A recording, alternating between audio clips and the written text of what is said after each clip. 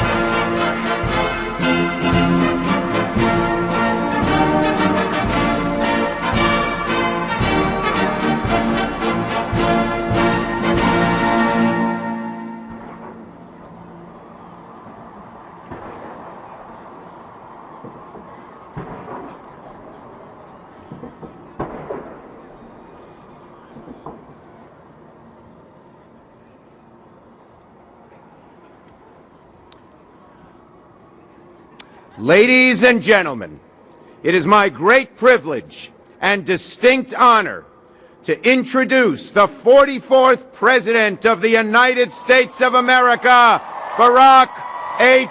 Obama.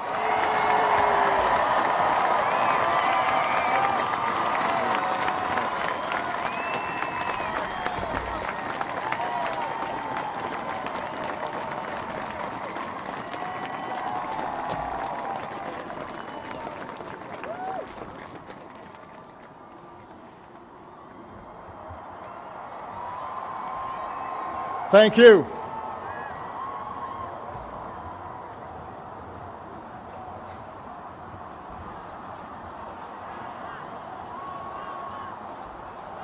Thank you.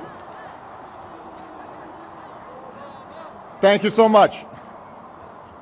Vice President Biden, Mr. Chief Justice, members of the United States Congress, distinguished guests, and fellow citizens. Each time we gather to inaugurate a president, we bear witness to the enduring strength of our Constitution. We affirm the promise of our democracy. We recall that what binds this nation together is not the colors of our skin or the tenets of our faith or the origins of our names. What makes us exceptional, what makes us American, is our allegiance to an idea articulated in a declaration made more than 2 centuries ago. We hold these truths to be self-evident, that all men are created equal,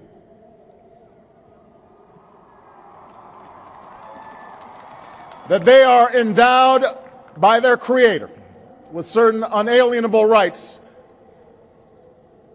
that among these are life, liberty, and the pursuit of happiness. Today, we continue a never-ending journey to bridge the meaning of those words with the realities of our time. For history tells us that while these truths may be self-evident, they have never been self-executing. That while freedom is a gift from God, it must be secured by His people here on earth. The patriots of 1776 did not fight to replace the tyranny of a king with the privileges of a few or the rule of a mob. They gave to us a republic, a government of and by and for the people, entrusting each generation to keep safe our founding creed. And for more than 200 years we have. Through blood drawn by lash and blood drawn by sword, we learned that no union founded on the principles of liberty and equality could survive half slave and half free. We made ourselves anew and vowed to move forward together. Together we determined that a modern economy requires railroads and highways to speed travel and commerce, schools and colleges to train our workers. Together we discovered that a free market only thrives when there are rules to ensure competition and fair play. Together we resolved that a great nation must care for the vulnerable and protect its people from life's worst hazards and misfortune. Through it all, we have never relinquished our skepticism of central authority, nor have we succumbed to the fiction that all society's ills can be cured through government alone. Our celebration of initiative and enterprise, our insistence on hard work and personal responsibility, these are constants in our character. But we have always understood that when times change, so must we. That fidelity to our founding principles requires new responses to new challenges. That preserving our individual freedoms ultimately requires collective action.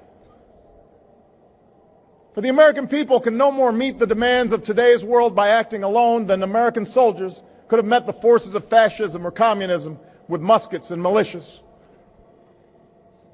No single person can train all the math and science teachers we'll need to equip our children for the future, or build the roads and networks and research labs that will bring new jobs and businesses to our shores. Now, more than ever, we must do these things together as one nation and one people.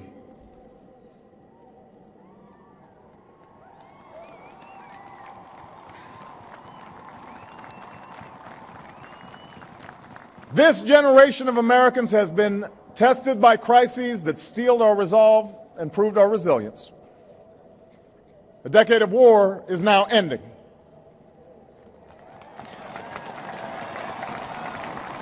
An economic recovery has begun.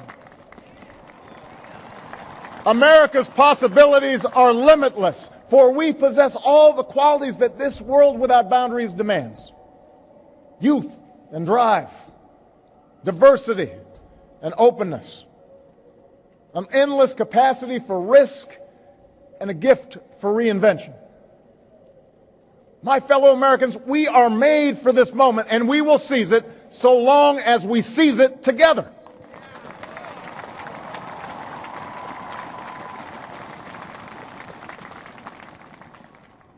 For we, the people, understand that our country cannot succeed when a shrinking few do very well and a growing many barely make it. We believe that America's prosperity must rest upon the broad shoulders of a rising middle class. We know that America thrives when every person can find independence and pride in their work, when the wages of honest labor liberate families from the brink of hardship.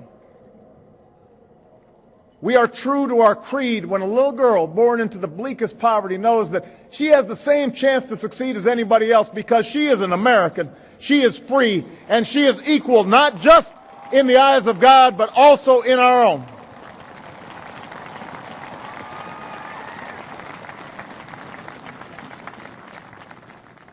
We understand that outworn programs are inadequate to the needs of our time. So we must harness new ideas and technology to remake our government, revamp our tax code, reform our schools, and empower our citizens with the skills they need to work harder, learn more, reach higher. But while the means will change, our purpose endures.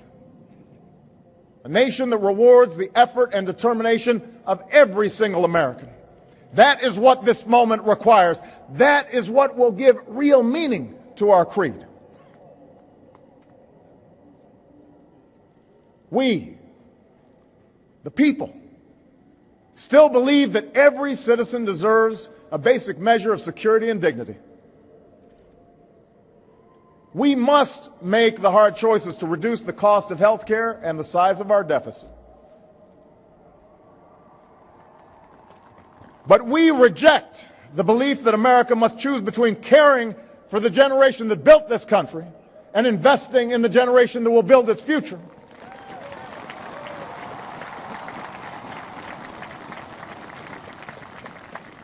For we remember the lessons of our past, when twilight years were spent in poverty and parents of a child with a disability had nowhere to turn.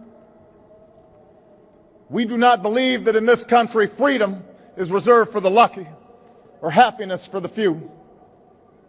We recognize that no matter how responsibly we live our lives, any one of us, at any time, may face a job loss or a sudden illness or a home swept away in a terrible storm.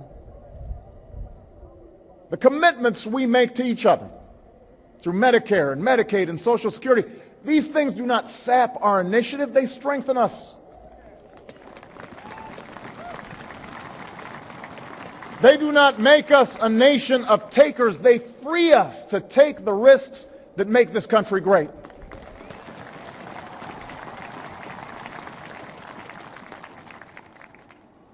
We, the people, still believe that our obligations as Americans are not just to ourselves, but to all posterity. We will respond to the threat of climate change, knowing that the failure to do so would betray our children and future generations.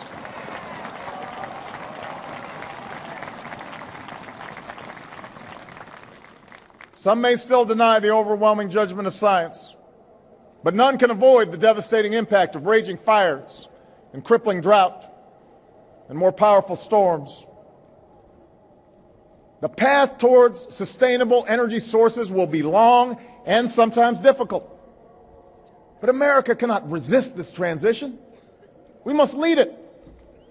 We cannot cede to other nations the technology that will power new jobs and new industries. We must claim its promise.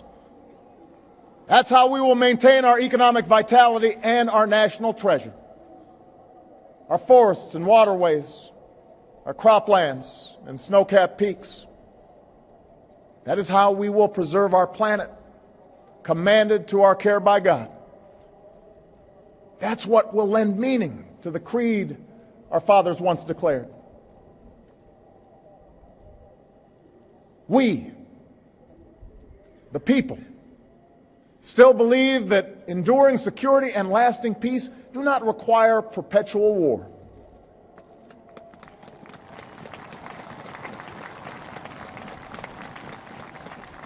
Our brave men and women in uniform, tempered by the flames of battle, are unmatched in skill and courage. Our citizens, seared by the memory of those we have lost, know too well the price that is paid for liberty. The knowledge of their sacrifice will keep us forever vigilant against those who would do us harm. But we are also heirs to those who won the peace and not just the war, who turned sworn enemies into the surest of friends, and we must carry those lessons into this time as well. We will defend our people and uphold our values through strength of arms and the rule of law. We will show the courage to try and resolve our differences with other nations peacefully, not because we are naive about the dangers we face, but because engagement can more durably lift suspicion and fear. America will remain the anchor of strong alliances in every corner of the globe. And we will renew those institutions that extend our capacity to manage crisis abroad. For no one has a greater stake in a peaceful world than its most powerful nation. We will support democracy from Asia to Africa, from the Americas to the Middle East, because our interests and our conscience compel us to act on behalf of those who long for freedom. And we must be a source of hope to the poor, the sick, the marginalized, the victims of prejudice, not out of mere charity, but because peace in our time requires the constant advance of those principles that our common creed describes: tolerance and opportunity, human dignity, and justice. We, the people, declare today that the most evident of truths, that all of us are created equal, is the star that guides us still, just as it guided our forebears through Seneca Falls and Selma and Stonewall, just as it guided all those men and women, sung and unsung, who left footprints along this great mall, to hear a preacher say that we cannot walk alone, to hear a king proclaim that our individual freedom is inextricably bound to the freedom of every soul on earth.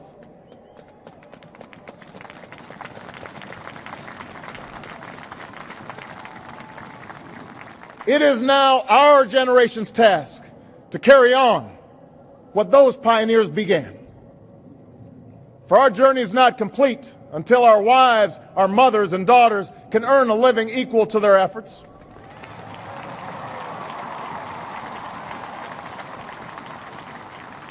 Our journey is not complete until our gay brothers and sisters are treated like anyone else under the law. For if we are truly created equal, then surely the love we commit to one another must be equal as well.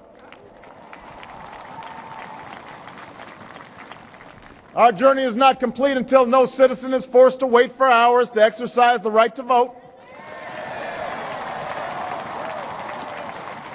Our journey is not complete until we find a better way to welcome the striving, hopeful immigrants who still see America as a land of opportunity, until bright young students and engineers are enlisted in our workforce rather than expelled from our country.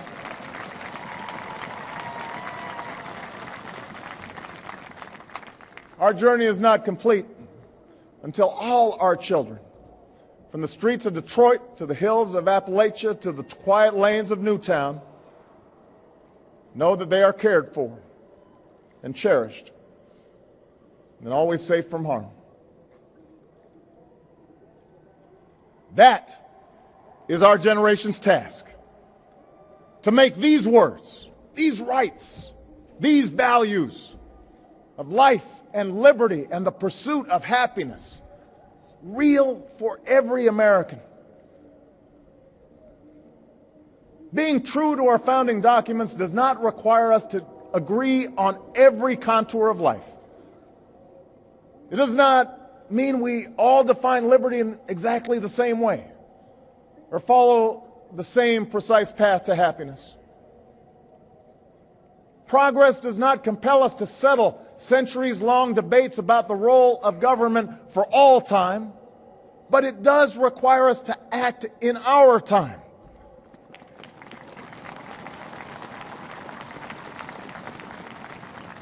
For now, decisions are upon us, and we cannot afford delay. We cannot mistake absolutism for principle, or substitute spectacle for politics, or treat name-calling as reasoned debate. We must act. We must act knowing that our work will be imperfect. We must act knowing that today's victories will be only partial, and that it will be up to those who stand here in 4 years, and 40 years, and 400 years hence to advance the timeless spirit once conferred to us in a spare Philadelphia hall.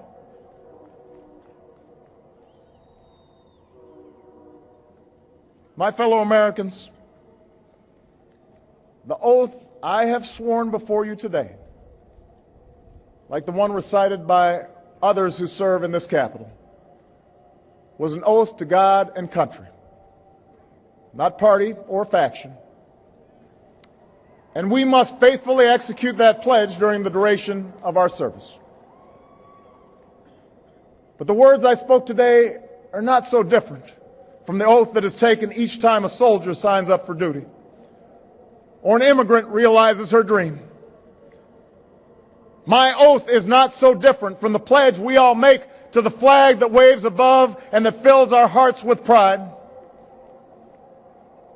They are the words of citizens, and they represent our greatest hope. You and I, as citizens, have the power to set this country's course. You and I, as citizens, have the obligation to shape the debates of our time, not only with the votes we cast, but with the voices we lift in defense of our most ancient values and enduring ideals. Let us, each of us now, embrace with solemn duty and awesome joy what is our lasting birthright.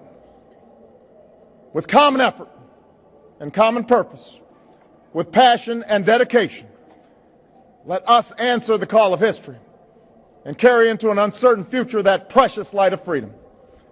Thank you, God bless you, and may He forever bless these United States of America.